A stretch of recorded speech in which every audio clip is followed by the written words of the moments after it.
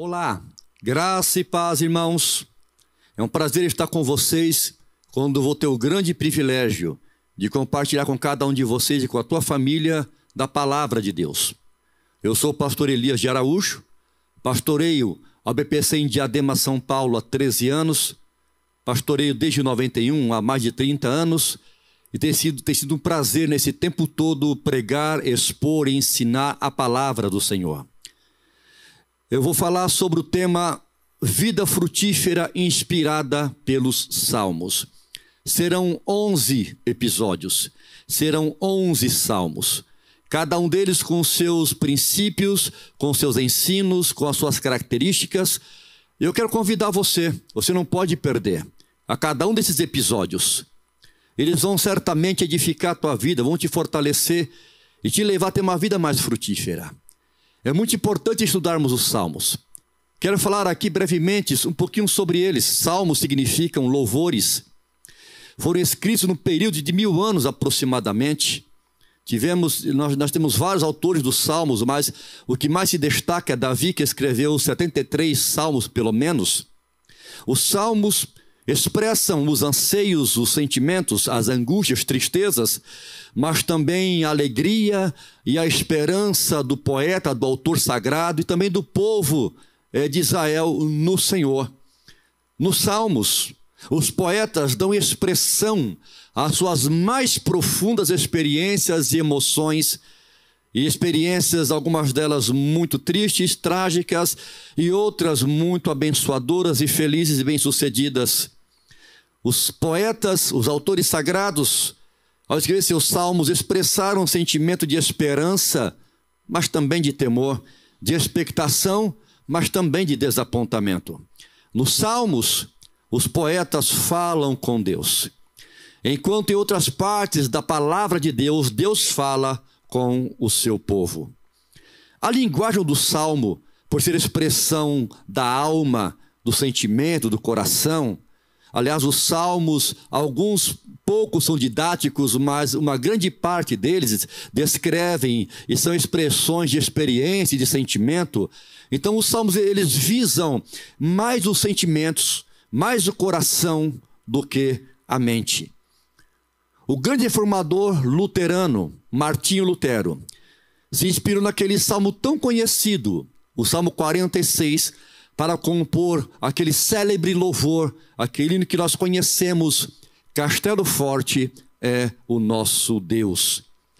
Que o estudo desses 11 episódios, cujo tema eu repito porque é muito importante, vida frutífera inspirada pelos Salmos.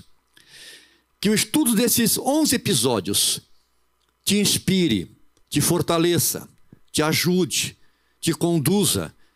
Que esse estudo, que esses episódios te levem a uma vida produtiva e muito frutífera para o louvor e para a glória do nosso Deus. Eu te convido a estar conosco em cada um desses episódios. Eu te aguardo. Vai ser um prazer. Que Deus te abençoe em nome de Jesus.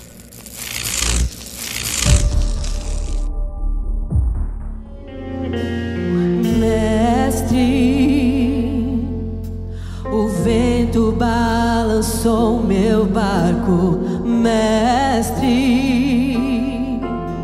Estou à beira de um naufrágio, mestre.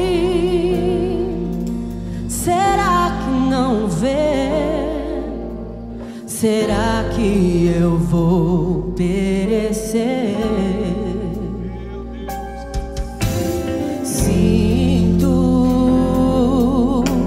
Na pele o frio desse vento. Chego quantas vezes a crer que não estás me... Se lembro que estás logo ali, na proa do meu barco a dormir. O Senhor não me deixa, eu sei que não estou só. Posso crer que amanhã vai ser melhor. Só porque estás comigo eu posso clamar. Eu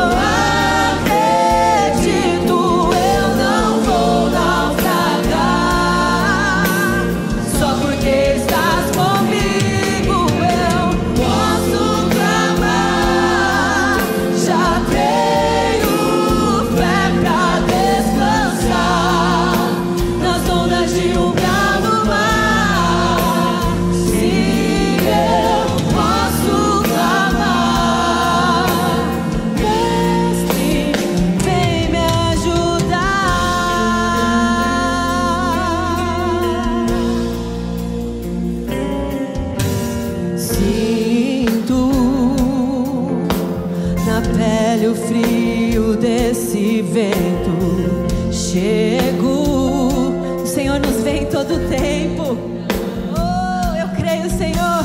Eu lembro que Tu estás logo ali, na proa do meu barco a dormir. E aí nós sabemos que nós estamos sós. Eu sei que não estou só, e já posso crer que amanhã vai ser bem melhor. É só por isso, só porque estás comigo, eu posso clamar. Eu acredito, eu não vou naufragar. Só porque estás comigo, eu posso clamar. Já tenho fé pra descansar nas ondas de um bravo mar. Sim, eu posso clamar. Mestre, vem me ajudar. Quem é esse que até o vento e o mar lhe obedecem? Quem é esse que ordena e milagres acontecem? Esse nome tem poder, esse nome toda língua confessará. Jesus, céus e terra se prostram pra Te adorar.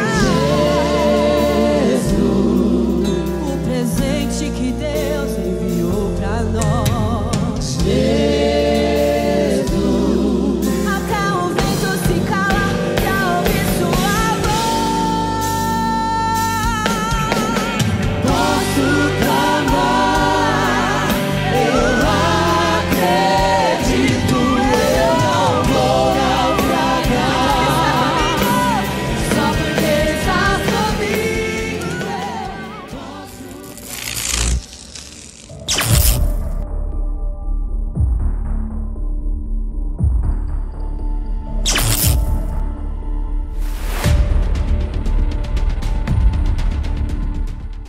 Neste 7º episódio, vamos tratar sobre o tema O justo é como uma oliveira frutífera.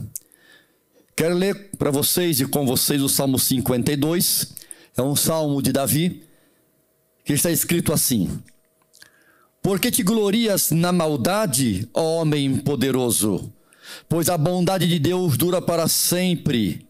A tua língua urde planos de destruição. É qual navalha afiada, ó praticadora de enganos. Amas o mal antes que o bem. Preferes mentir a falar retamente. Amas todas as palavras devoradoras, ó língua fraudulenta. Também Deus te destruirá para sempre.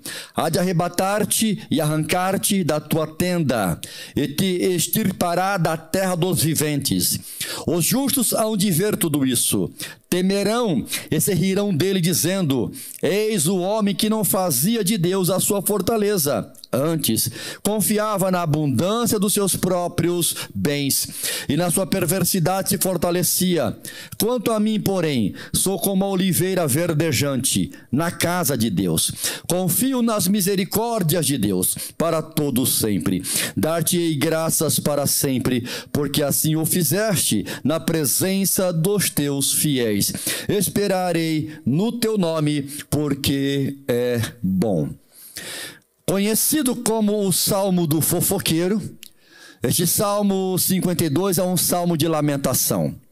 O título deste salmo especifica o incidente da vida de Davi que o fez escrevê-lo.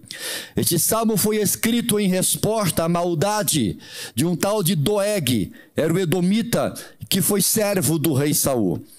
Na ocasião, Davi estava fugindo de Saul para não ser morto devido ao ciúme que o rei tinha dele. E nessa fuga, Davi se hospedou na casa do sumo sacerdote chamado Aimeleque, na cidade de Nob. local do tabernáculo na época, e conseguindo assim provisões, alimento para ele e para os que estavam com ele, ele partiu para um tipo de exílio. E nessa ocasião então Doeg, que estava lá presente, ele aproveitou para tentar subir de posto diante do rei, e ele vai e dedura Davi para o rei Saul. O que ele fez está descrito no livro de Samuel, no primeiro livro, capítulo 22, versículo 9 e versículo 10. O resultado disso foi que Saul, então, enfurecido, ordenou que a sua guarda matasse os sacerdotes, mas eles se negaram a fazer isso.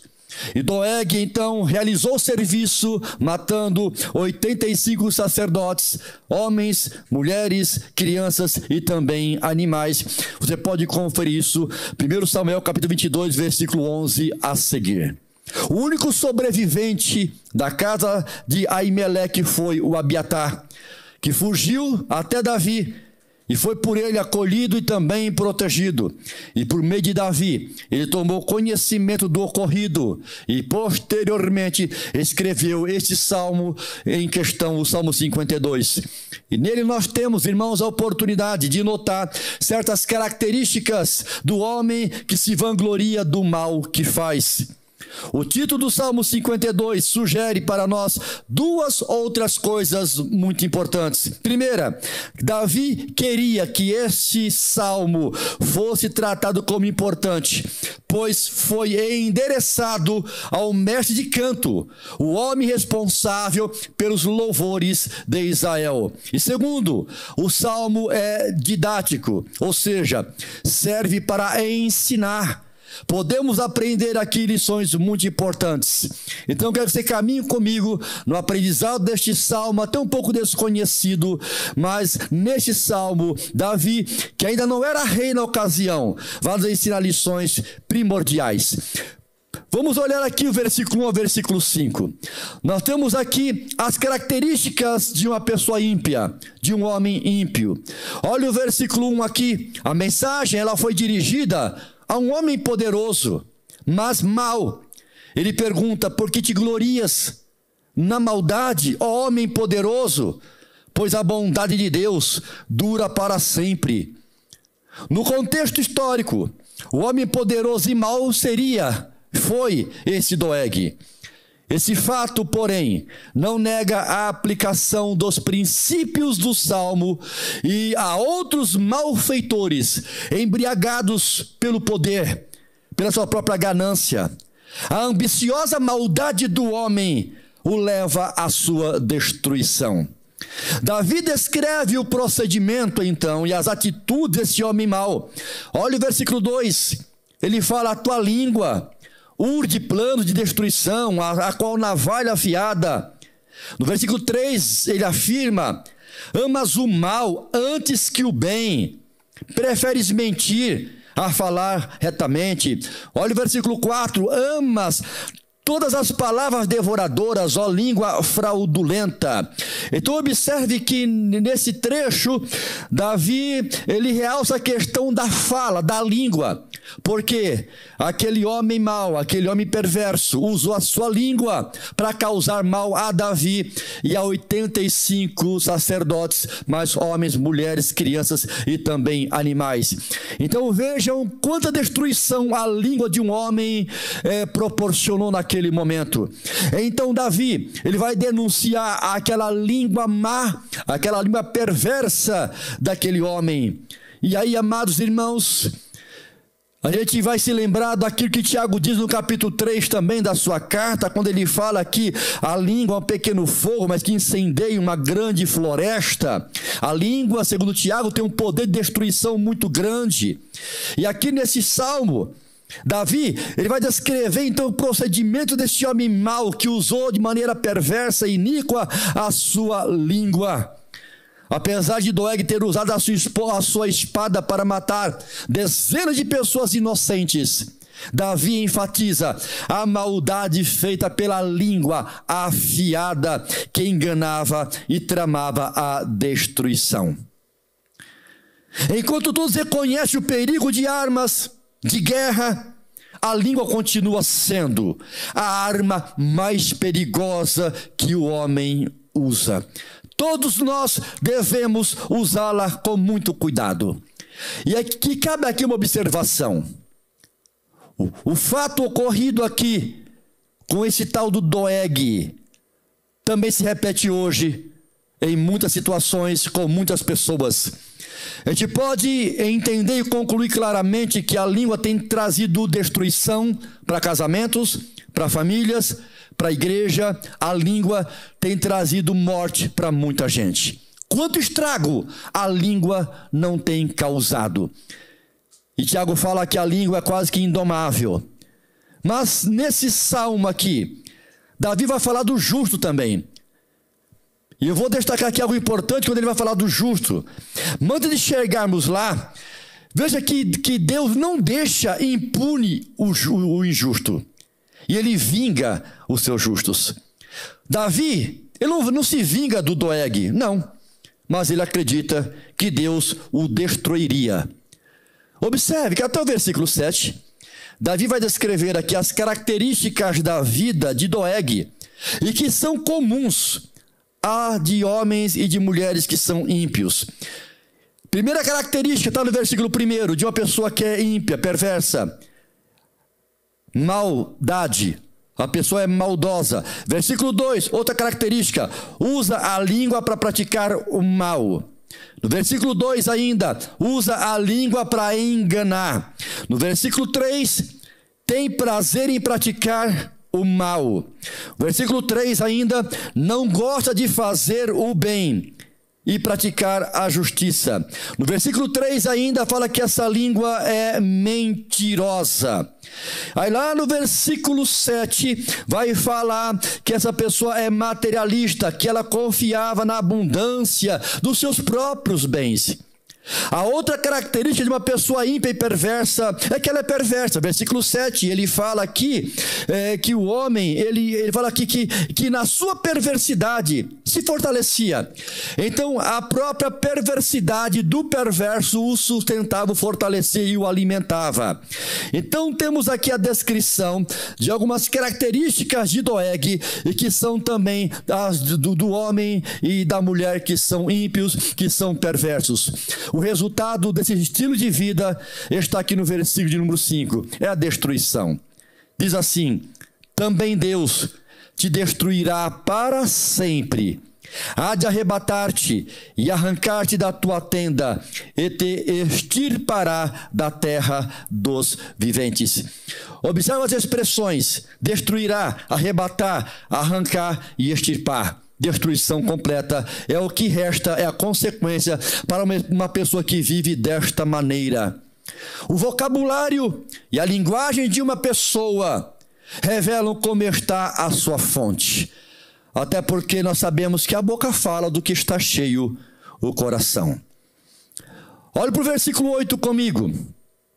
Em contraste com a vida ímpia do homem maligno, o Salmo 52 apresenta a alegria do justo.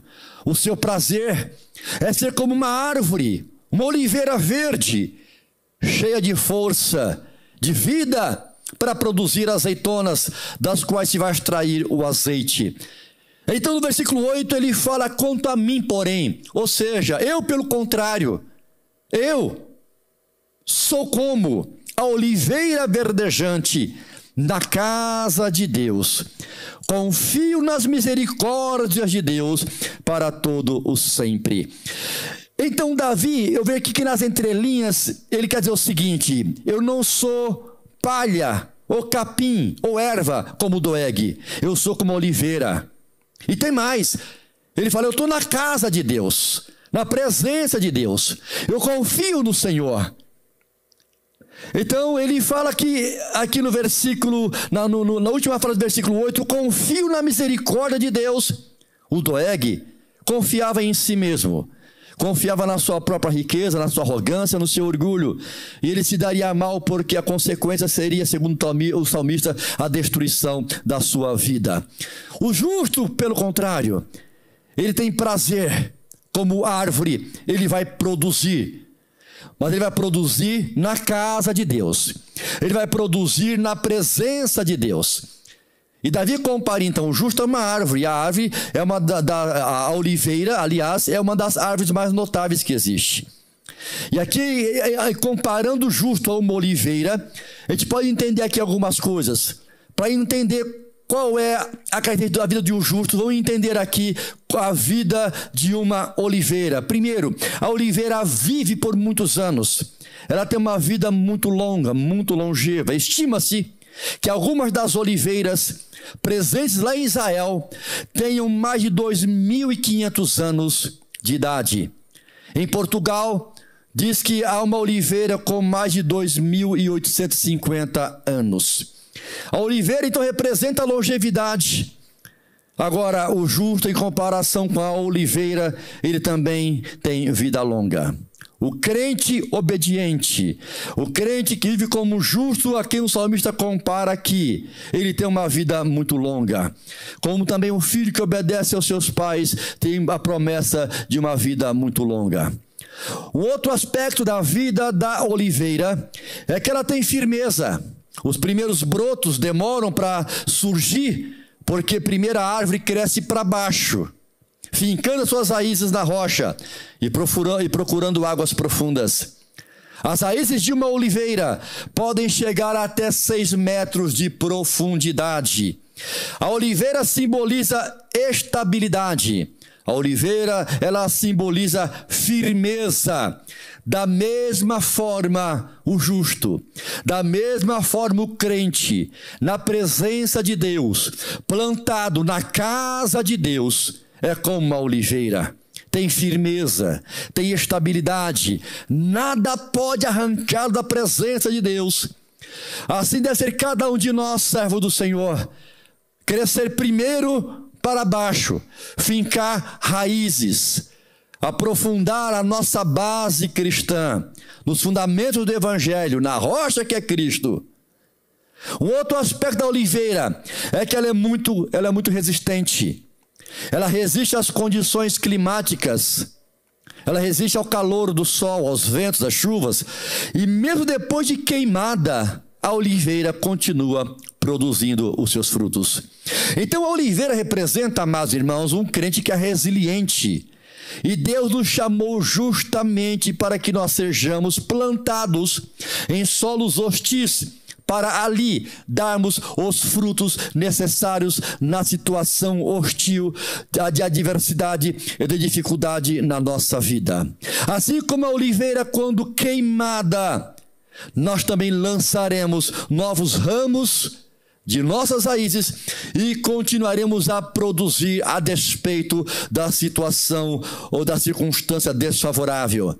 Assim como a oliveira, nós somos chamados por Deus para darmos frutos independentemente do local aonde nós fomos plantados e onde nós estamos vivendo. Não importa as condições do terreno, mas sim a nossa perseverança em frutificar aonde nós estamos. Um outro aspecto de vida da oliveira é que ela é fecunda. Cada árvore pode produzir até 80 litros de azeite por ano. O crente bem plantado também, além de crescer para baixo, ele vai produzir muitos frutos. Por quase 6.000 anos, a oliva tem sido o alimento básico do Mediterrâneo e o azeite tem sido usado para cozinhar, para alimentar as lâmpadas, para a medicina, para o óleo da unção e para cerimônias religiosas.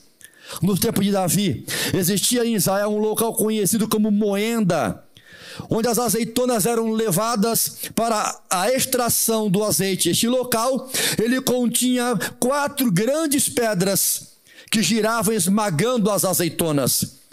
Para as azeitonas serem utilizadas, tinham que ser esmagadas. Da mesma forma, nós crentes só podemos ser úteis e cheios do Espírito Santo e maduros se formos esmagados na prensa, na moenda das provações e das tribulações da nossa vida. Depois de ser colhida da oliveira na Palestina, a oliva ou a azeitona passa por 4 processos de moedura.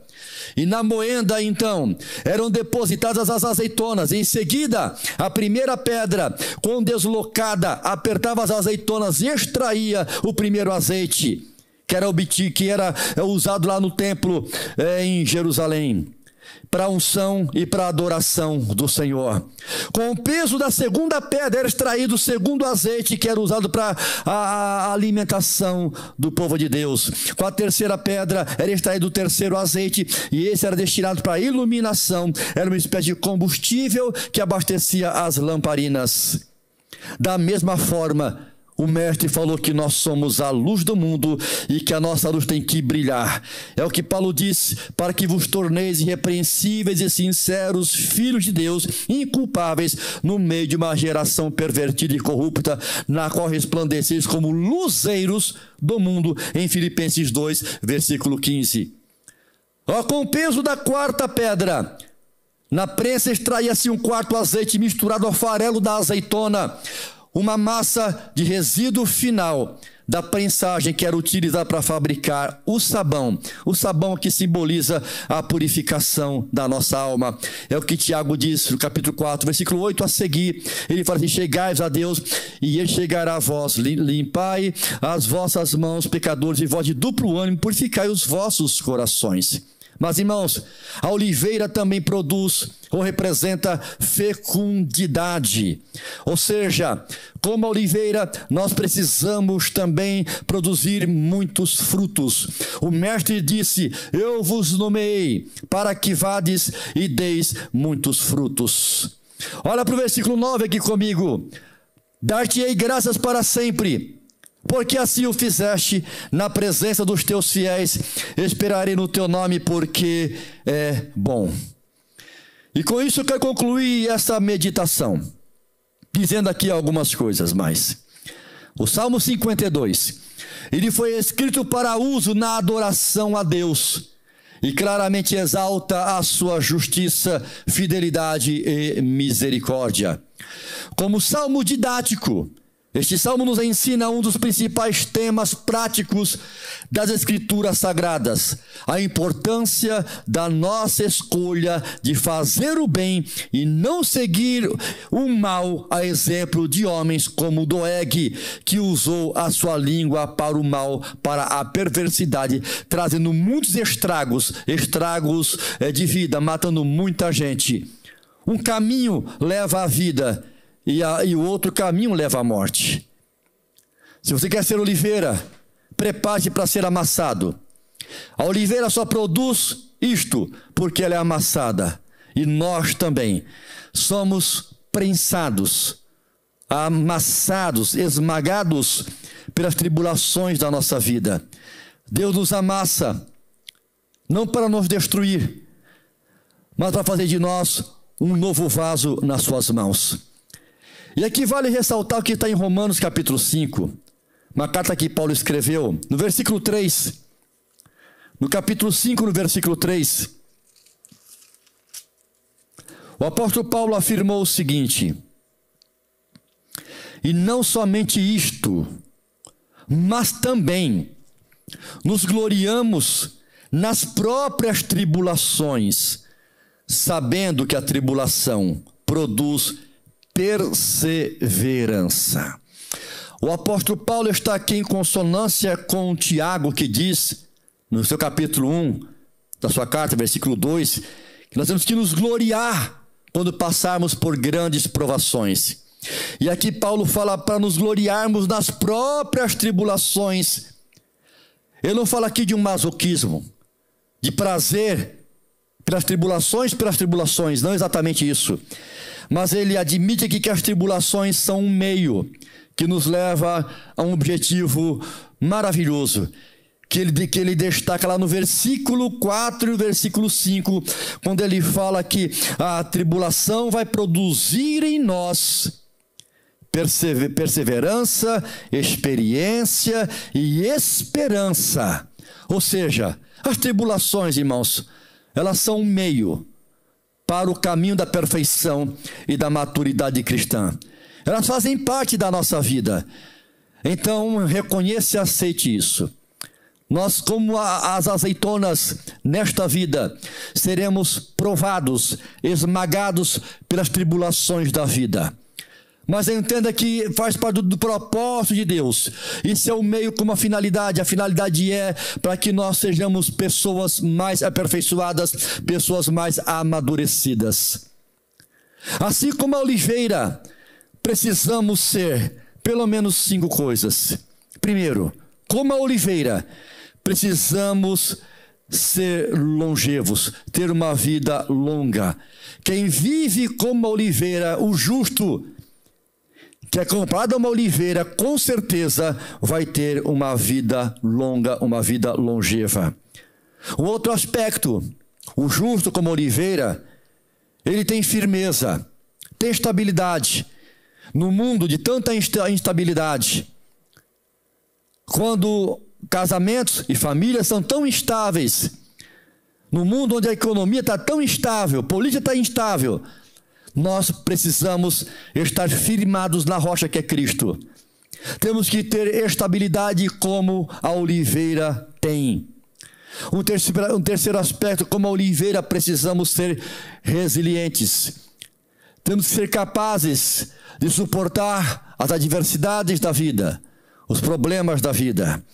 Quarto aspecto, como oliveira, temos que produzir, frutificar bastante. E por fim, temos que ter muita paciência. Que esta reflexão tenha falado ao teu coração. Te convido agora a uma oração comigo.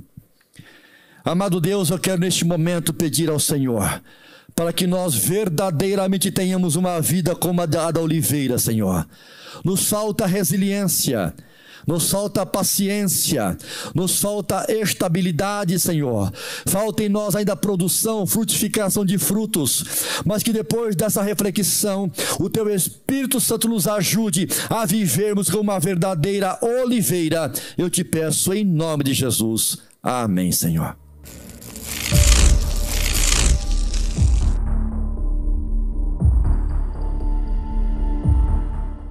Neste momento nós vamos contribuir para a obra de Deus. Eu quero ministrar uma curta palavra baseada aqui no livro de Êxodo, quando Deus pede para que Moisés levante uma oferta, porque havia um projeto em curso. O projeto Deus daria para Moisés e para o povo de Israel. Lá em Êxodo 35, versículo 5, diz assim: tomai o que tendes, uma oferta para o Senhor, cada um de coração disposto, voluntariamente, atrará por oferta ao Senhor ouro, prata, bronze, estofa azul, púrpura, carmesim, linho fino, pelos de cabra. E mais à frente no versículo 20, a resposta do povo foi imediata. Está escrito assim: veio todo homem cujo coração se moveu e cujo espírito o impeliu, e trouxe a oferta ao Senhor para a obra da tenda da congregação. E para todo o serviço e para as vestes sagradas vieram homens e mulheres, todos dispostos de coração, trouxeram ali as suas ofertas para o Senhor. Eu destaco aqui alguns princípios que as cartas de Paulo vão reprisar, vão reafirmar lá na frente, mas esse texto aqui é rico com respeito aos princípios da contribuição para a obra de Deus. Temos aqui uma necessidade. Qual a necessidade? Construir um tabernáculo portátil, que seria o protótipo do templo que Salomão iria construir muito tempo depois. A necessidade era o tabernáculo. Hoje temos necessidades. Há um outro princípio aqui, uma ordem. A ordem ela veio de Deus. Deus falou. Esta é a palavra que o Senhor ordenou, dizendo, ou seja, Deus deu a ordem. Então a contribuição ela vem de Deus. A ordem vem do alto e ela passou por Moisés, que passou para o povo. Outro princípio, que a contribuição aqui é individual. Cada homem, cada mulher, cada pessoa deveria contribuir. Então a contribuição não é por família, não é coletiva, deve ser individual. Outro princípio aqui que Deus estabelece por meio desse texto, que ela deveria ser a contribuição de coração. Lá no versículo 22 afirma exatamente isso: pessoas dispostas de coração. Então não pode ser algo constrangido ou forçado, coagido, mas de coração. E os homens e mulheres atenderam desta maneira, com todo o coração, levar a sua oferta para o Senhor. Um outro princípio aqui, está no versículo 22, eles entregaram a oferta. Não retiveram a oferta, não guardaram a oferta. Eles abriram as suas mãos, abriram os seus cofres, os seus sacos, enfim, e levaram a oferta, entregaram a oferta ali aonde Moisés se encontrava. Há outro princípio também no capítulo 36, versículo 5, na sequência desse estudo, que o povo deu com liberalidade. Foram liberais da contribuição, não foram mesquinhos, não foram avarentos, deram o melhor que tinham para a construção do tabernáculo do Senhor. E um outro princípio, o povo contribuiu tanto, mas contribuiu tanto que superou a expectativa de Moisés. E aí Moisés dá a seguinte ordem: vocês estão proibidos de trazerem mais ofertas, porque já temos o suficiente. Que neste momento você possa aplicar a você esses princípios também. E que Deus possa recompensar grandemente a tua vida. Então, neste momento, eu quero que você olhe para a tua tela. Aparece o número da nossa conta, do Pix também. E quero convidar você e te desafiar a consagrarmos agora a nossa contribuição ao Senhor.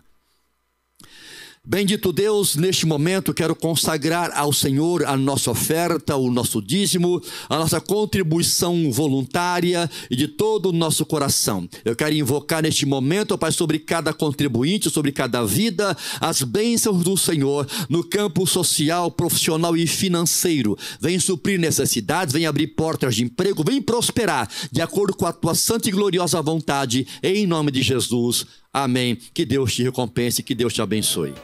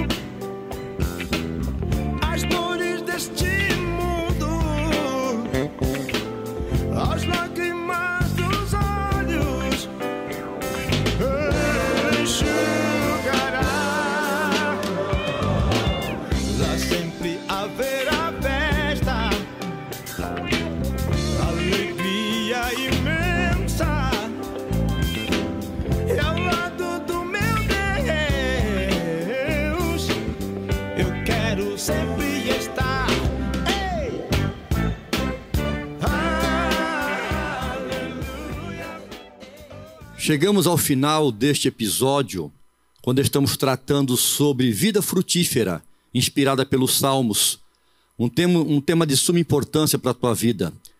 Quero agradecer você ricamente por ter participado conosco deste episódio. E caso você perca algum episódio, você pode no playlist e lá vai ficar salvo.